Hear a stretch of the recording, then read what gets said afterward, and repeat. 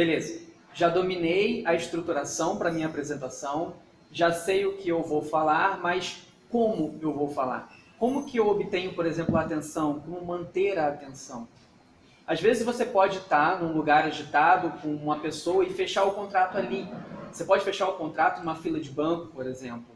Mas o que vai fazer realmente aquela pessoa manter a atenção em você a todo momento? Para ouvir tudo que você tem para dizer até o final que você vai apresentar a sua proposta. Existem várias formas de você manter a atenção. Para uma palestra, são inúmeras, mas eu separei algumas que são bem interessantes. A gente tem a parte da interação.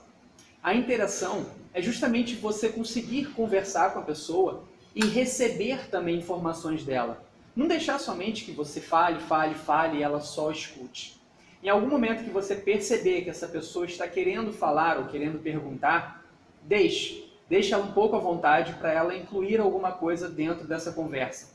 Isso é interessante para ela poder se sentir pertencente àquele assunto.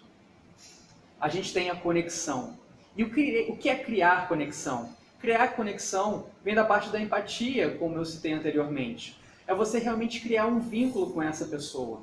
Quando você der exemplos, por exemplo, tenta dar um exemplo do dia a dia, do cotidiano das pessoas. Por que isso?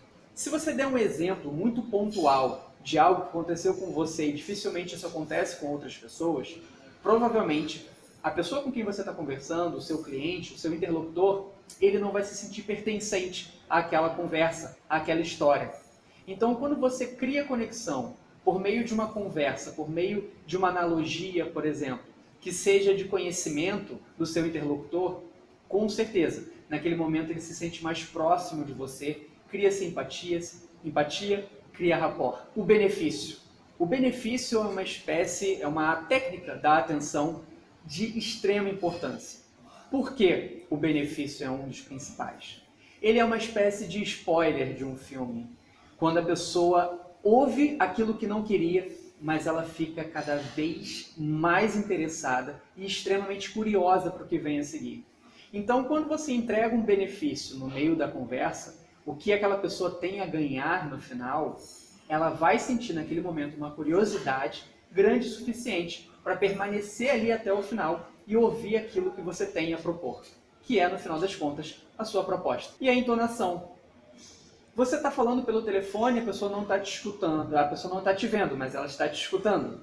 Então, se ela está te escutando, mais do que nunca, a oscilação da sua entonação, da entonação da voz, é de extrema importância, para que você consiga deixar aquilo lá fluindo, essa conversa fluir de uma maneira muito mais tranquila, de uma maneira muito menos robótica, que normalmente costuma ser.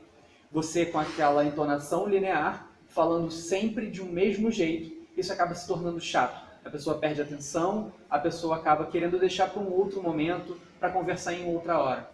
Então, a oscilação na entonação é uma outra forma de você manter a atenção do seu interlocutor, desse seu cliente. Algo que dificilmente vai fazer com que o seu cliente mantenha atenção em você são erros clássicos de português. E por que eu falo isso?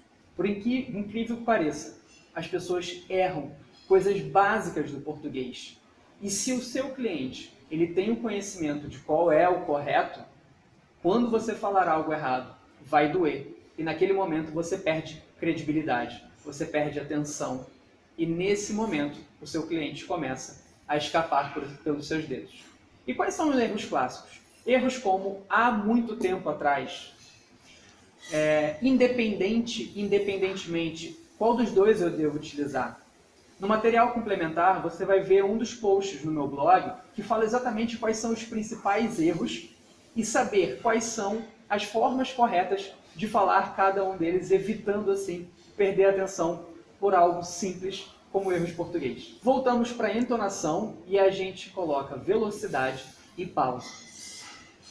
É interessantíssimo, a gente não pode esquecer que oratória ela é dividida em 3 pilares principais: a voz, as palavras e a linguagem corporal.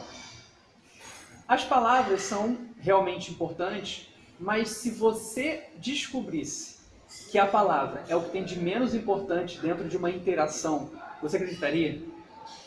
Foi feito um estudo que, de 100% da importância de uma conversa, palavras representam apenas 7% de importância, enquanto a linguagem corporal domina com mais de 50% de importância de uma interação.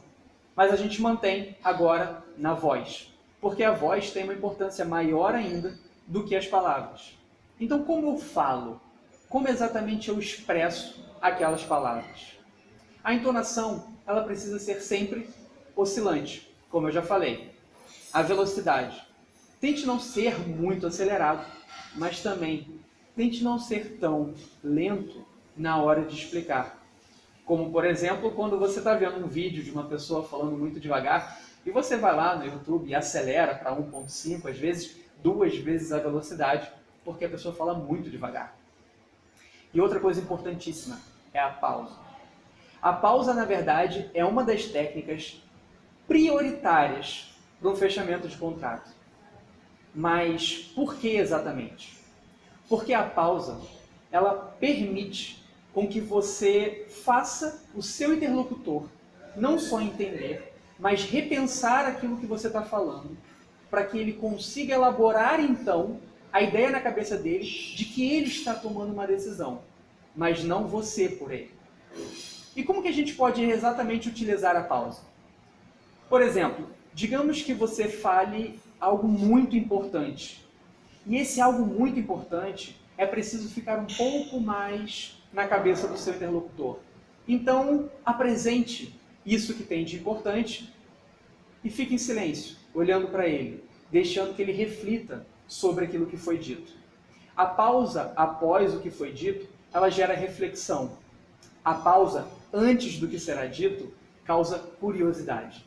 Então, digamos que você fale algo como: agora o que eu vou falar é realmente algo que vai mudar exatamente esse cenário. Pausa. E depois você apresenta exatamente a proposta ou a solução que você vai apresentar para o seu cliente. A pausa utilizada no momento certo pode, com certeza, gerar o fechamento de um contrato.